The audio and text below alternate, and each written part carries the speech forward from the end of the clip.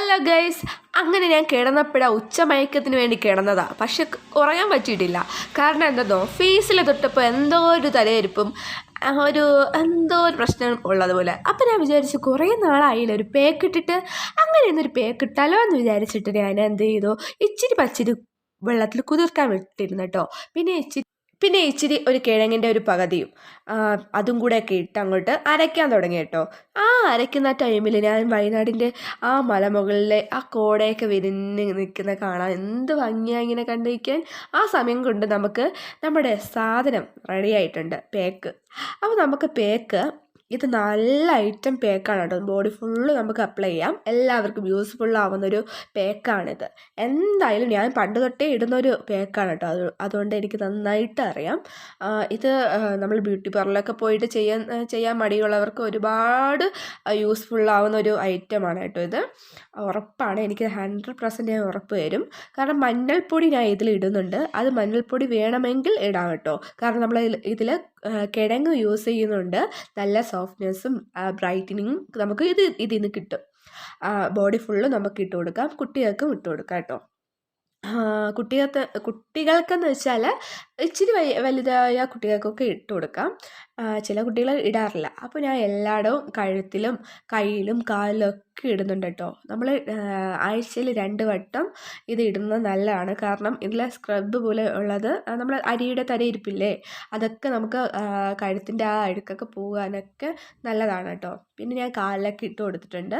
നമ്മളെ വീട്ടിൻ്റെ ഉള്ളിൽ എല്ലായിടവും ഇത് വീഴാൻ ചാൻസ് ഉണ്ട്. നമ്മൾ കറങ്ങി നടക്കുകയാണെങ്കിൽ ഒരിടത്ത് ഇരുന്നാൽ നന്നായിരിക്കും. കാരണം ഇതിൻ്റെ അരിയല്ലേ, അപ്പോൾ അത് പൊടിഞ്ഞ് എല്ലായിടും ആവും. അതുകൊണ്ട് നമുക്ക് ബാത്റൂമിലായിരിക്കും സേഫ്.